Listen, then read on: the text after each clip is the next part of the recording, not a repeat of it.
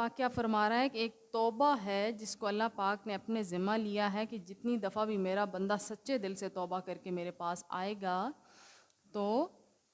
میں اسے معاف کر دوں گا۔ ایک حدیث میں بھی آیا ہے جس کا مفہوم یہ ہے کہ کسی نے حضور صلی اللہ علیہ وسلم سے پوچھا کہ ہم کتنی بار دن میں توبہ کریں، تو آپ علیہ الصلوۃ والسلام نے فرمایا کہ اگر تم 70 بار بھی دن میں توبہ کرو،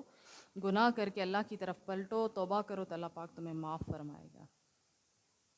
اگر حدیث میں کوئی بھول چوک و غلطی ہو جائے تو اللہ پاک معاف فرمائے، اسی لیے ہم اس کا مفہوم بیان کرنے کی کوشش کرتے ہیں۔ تو اس میں اللہ پاک ابھی کیا ارشاد فرما رہا ہے کہ جو قریب ہی توبہ کر لے، یعنی انسان یہ نہ سوچے کہ ابھی تو موت بڑی دور ہے، پتہ نہیں کب آئے گی، تو جب موت آئے گی تو میں توبہ کر لوں گا، تو جب موت آنے والی ہوگی تو میں توبہ کر لوں گا، تو ابھی چلو کوئی بات نہیں، تھوڑی گناہوں کی لذت میں زندگی گزار لی جائے۔ تو ہو سکتا ہے کہ گناہوں کی لذت کے چکر میں